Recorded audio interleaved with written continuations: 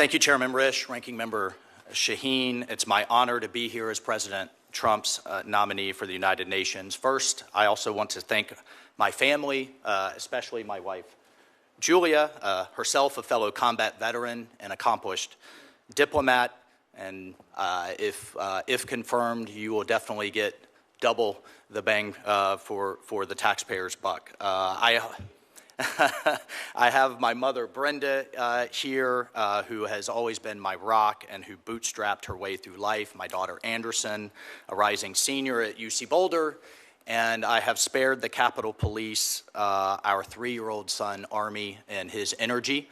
I think they may have a hard time keeping up with him. But I also want to especially thank my fellow Green Berets, SEALs, veterans, and particularly the Gold Star families that are here today. We have had each other's backs through wars shaped by decisions made in this building.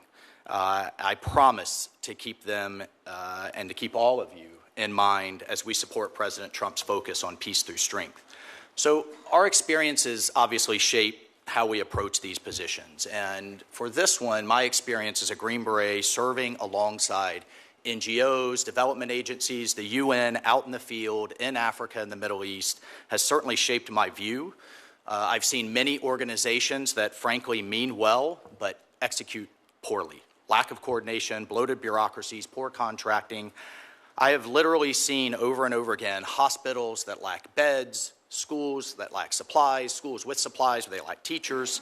And by the time the aid filters through layers of subcontractors, only pennies reach those in need. As a former congressman, I bring the perspective of representing hardworking Americans, welders, nurses, teachers, small business owners. And if we were at a town hall looking at them, could we answer their questions on whether their money was being well spent?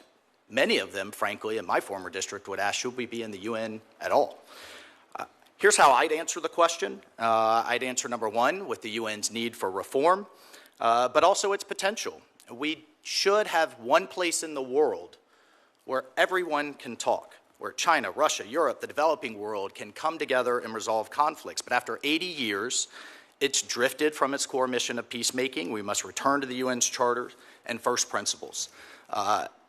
Peacekeeping certainly has an important role, but also needs reform. The U.S. funds 25% of these efforts, yet we have missions in Africa. I've talked to a number of you about this during our visits. They cost billions, tens of thousands of soldiers. We've had 2 that have been around since the 1940s with no mandate renewal and no end in sight. We must press the Security Council on length, cost, clear end states, and focusing on peacekeeping, not nation building. Countering China, absolutely, Senator Shaheen, is critical. It's absurd that the world's second largest economy is treated as a developing nation in most UN agencies that gives China favorable status. China pursues its personnel or pushes its personnel into roles at all levels, including bodies that set international standards, aviation, telecommunications, IP. U.S. leadership is essential there. America must have a strong voice, and if confirmed, I'll work with Secretary Rubio to challenge this influence. We must also challenge pervasive anti-Semitism. From 2015 to 2023, the General Assembly passed 154 resolutions against Israel versus 71 against all other nations combined.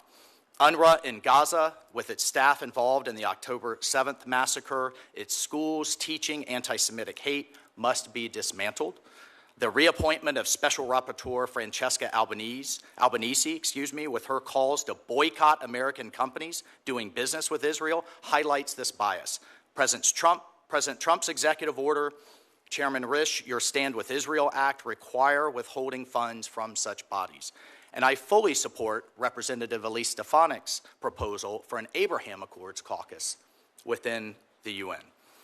Regarding budget, the UN's overall revenue has quadrupled in the last 20 years, yet I would argue we have not seen a quadrupling of world peace. It has not been commensurate. The U.S. pays more than 183 countries combined. Meanwhile, 28 countries contribute just $37,000 and $5,000 to peacekeeping.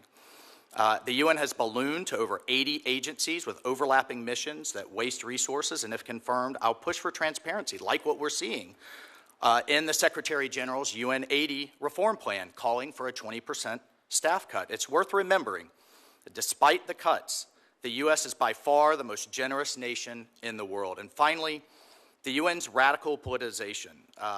Such reports as, quote, stolen Native American land, reports and investigations, quote, called the George Floyd mechanism, labeling American police in America as systemically racist, with input from countries like Cuba and Venezuela, it's unacceptable.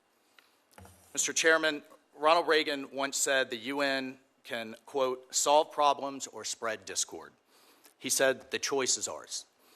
In just 6 months, President Trump has brought dozens of hostages home, justice for our Abbey Gate Gold Star families, secured the border, denied Iran a nuclear weapon, brought ceasefires to conflicts in Africa, the Middle East, and Asia. Yet there is still tremendous work to be done. I'm confident under this president's leadership we can continue to spread peace and prosperity, and I'm confident we can make the UN great again. Thank you, Mr. Chairman.